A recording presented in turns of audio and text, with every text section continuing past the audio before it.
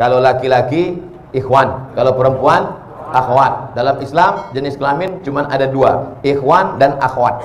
Tak ada wanwat. Ikhwan dan akhwat. Saya ikhwan, berarti laki-laki. Saya ingin nikah, alhamdulillah. Cuma calon mertua saya minta resepsi. Bagus. Ada seorang sahabat Nabi namanya Abdurrahman bin Auf. Siapa namanya? Abdurrahman bin Auf. Tangannya kuning-kuning bekas minyak za'faran. Minyak za'faran dipakai ketika orang nikah. Nabi nanya, Abdurrahman bin Auf, iya, itu tanganmu kuning-kuning. Iya. Kamu nikah? Iya. Aulim walau bisatin, potonglah kambing. Kenapa nggak buat resepsi? Calon mertua minta resepsi, bagus. Tapi harus megah. Wah, na'udzubillah.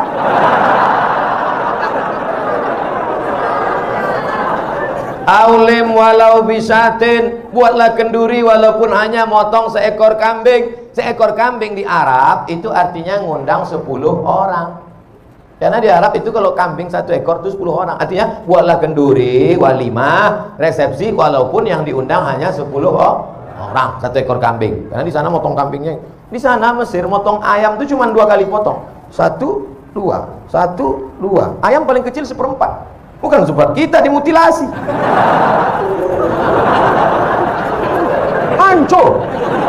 Makanya orang Arab kalau makan tempat kita lihat, ini kena Hiroshima Nagasaki. Wahai ibu-ibu yang berada di bawah, saya minta malam tahun baru hijrah ini hanya 1 permintaanku, Bu, turunkan harga mahar. Takbir. Takbir. Ketahuan tak bermodal. Yang penting anakmu menikah dengan laki-laki yang soleh-soleh ini, soleh. Aku bersaksi di hadapan Allah bahwa yang ada di hadapanku ini adalah pemuda yang soleh-soleh. Mereka sudah mau datang ke masjid, sholat berjamaah, meninggalkan segala macam aktivitas malam ini. Tiba-tiba datang dia mau meminang anak gadismu dengan cara yang baik. Bapak, saya mau hubungan ini tidak hanya sekedar pertemanan, tapi ingin lebih dekat, mau minang. Apa yang tidak datang-datang sini? Naik apa tadi kemari? Naik Grab, Pak. Pulang. Iyakunu fuqara. Kalau yang datang itu miskin, susah, yughnihimullah. Ada rezeki sendiri, ada rezeki berdua, ada rezeki bertiga, digabungkan Allah rezeki, dibukakannya pintu-pintu rezeki.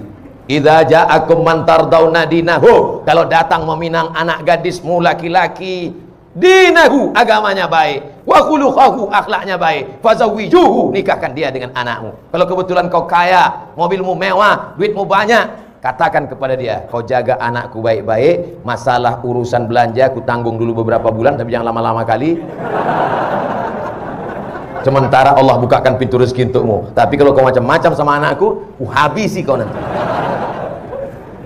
Cuman saya baru nabung, Pak Ustadz. Saya mau terus apa mundur, Pak Ustadz? Pantang mundur. Lanjutkan. Jangan mundur. Jangan mundur. Setapak pun kau jangan mundur. Allah bersamamu. Minjam uang, Pak Ustadz? Enggak ada.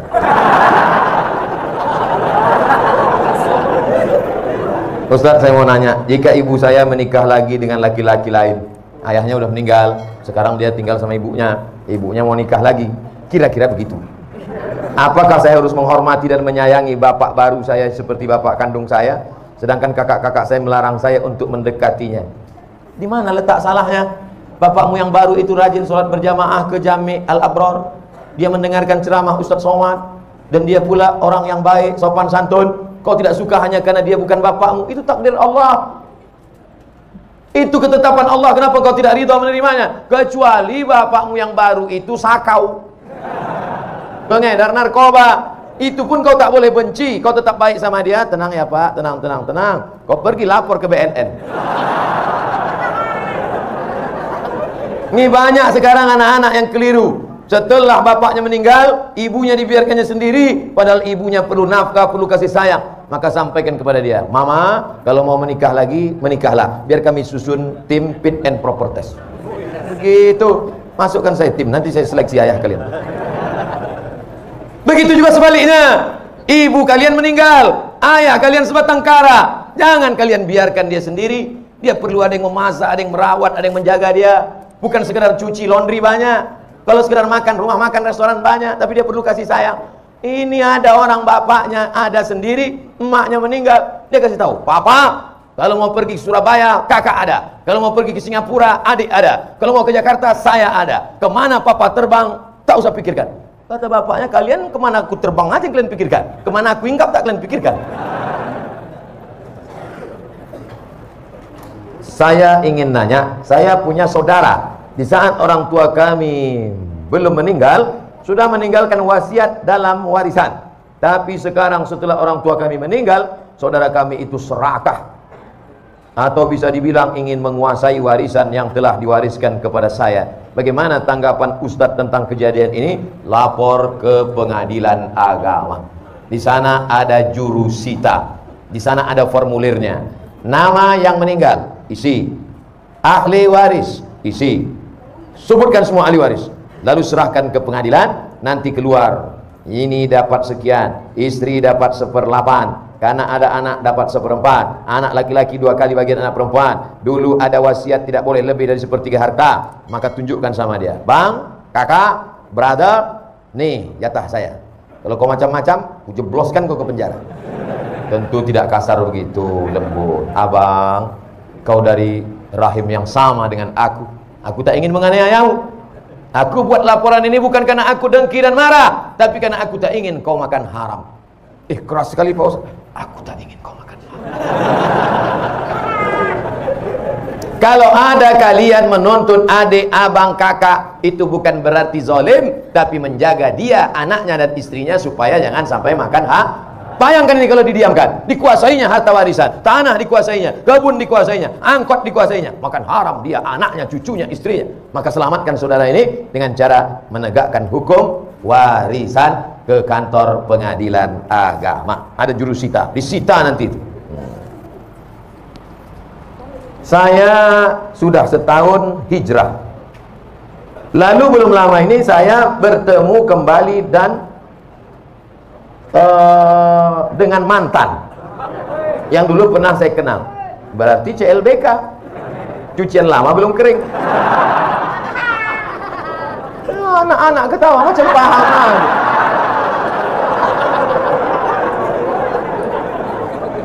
Dan saya melakukan maksiat, astagfirullah.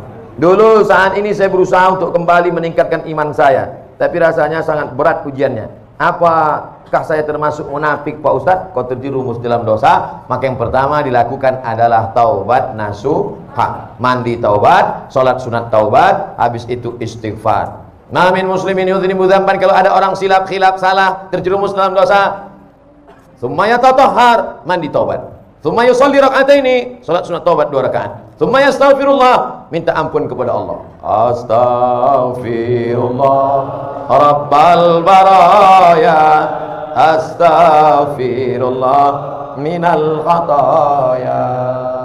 Setelah sholat istighfar, lalu kemudian buka HP, cari nama dia, delete,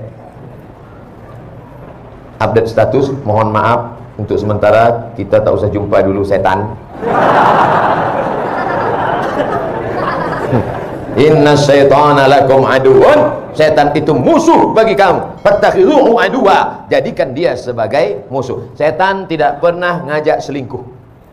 Pernah tak setan ngajak? Ayo selingkuh. Tidak. Setan mengajak dari langkah pertama, tukar nomor, kirim WA, ASL please.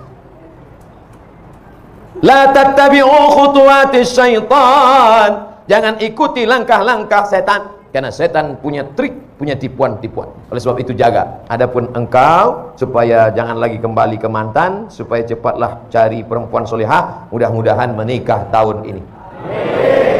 Tanggal nggak penting, yang penting tahun. Karena banyak juga orang, kapan nikah? Bulan Mei Ustaz. Tanggalnya, tahunnya pun nggak pasti loh.